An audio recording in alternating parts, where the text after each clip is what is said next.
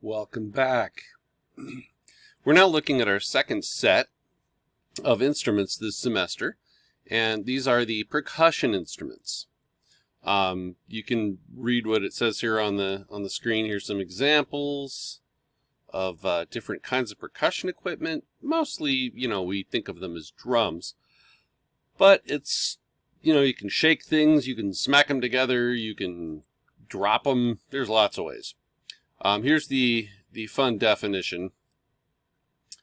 Percussion instrument is a musical instrument that is sounded by being struck or scraped by a beater, including attached or enclosed beaters or rattles, struck, scraped, or rubbed by hand or struck against another similar instrument.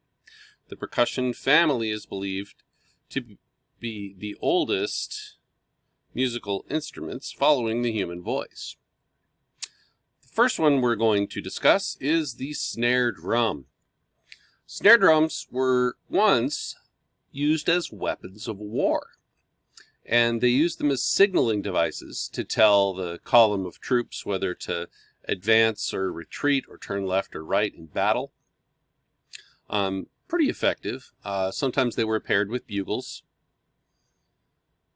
so they could be heard from a long ways away. The modern snare drum, like the one you see here on the screen, is a descendant of a medieval instrument called the tabor. And it was like modern snare drums. It had one or two heads. Modern snare drums typically have two heads. You have what's called the batter head, the one on top that you actually strike or batter, and the bottom head called the snare head. And that is where the material that actually buzzes and gives it that distinct sound comes into contact with the bottom head. In percussion music, if you've ever looked at how it's written, they're based not on scales like winds and string instruments and brass, but they have a number of patterns called rudiments. And these rudiments are the foundation for more complex and extended drum patterns. And you can see on the little quiz, it tells you R and L. That's, which stick you hit it with, your left or your right. The heads on drums originally would have been made from animal skins. They didn't have the technology to stretch other materials thin and wide enough, and animal skins have been around a pretty long time. So they would stretch them over a hoop and then get them to the right thickness and then attach them to a drum, usually with rope or string or something.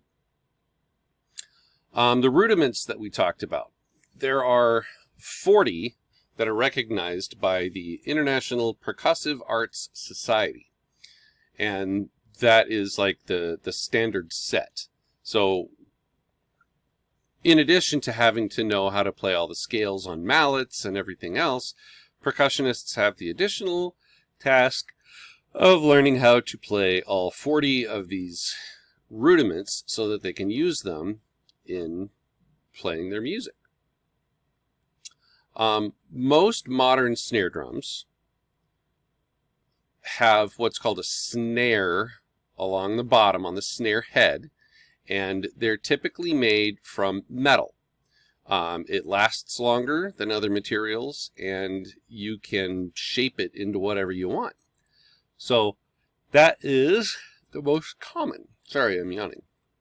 The heads that you'll see on most drums now, including all the ones we have in our classroom, are made of mylar, which is a kind of plastic. And plastics were really big in the 40s and 50s. And in 1956, a man named Marion Evans, he went by Chick, Marion Evans figured out how to get drum heads made out of this mylar plastic. And Evans heads are still to this day one of the top 2 or 3 brands out there. More about the rudiments. The one that's your example here, right left, right, right, left, right, left, left, or backwards. That's called a paradiddle. And if you say it out loud, paradiddle, paradiddle, you can see where the accent's on the first syllable of that word. So a paradiddle, right, left, right, right, left, right, left, left. You can practice that on your leg 400,000 times. There's one other piece of drum hardware that is used on a snare drum that's attached to the side. It's called the strainer, and that's what you use to adjust the tension of the snare that runs along the bottom head. And they come in a variety of styles and sizes, but they all have a little adjustment screw on the top, and then you can throw it on or off. That's what it's called. Sometimes they call it the throw, but the term is the strainer. Okay, here is, oops, wrong way. A little more information here that we went over, and then I've got a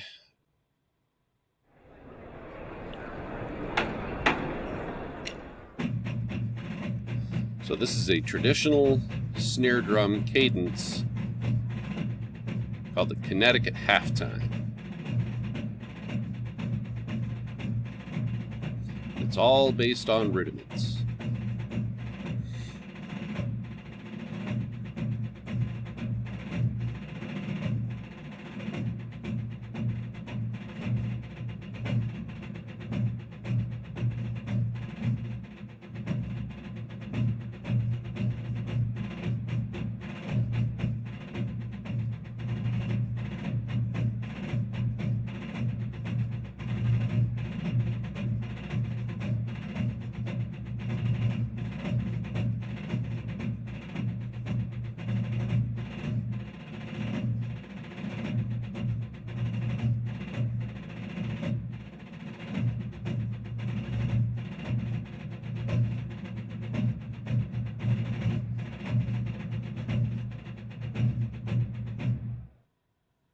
And if you notice the way that they were holding their drums, they had the drums over on their side, so their left hand and their right hand were not holding the drumsticks the same way. We call that traditional grip. If you hold your both drumsticks the same way, they call that match grip. Oh, a little bit of drum trivia for you there. So that's your introduction to percussion instruments. Hope you had a lot of fun like I did, and we will see you next time.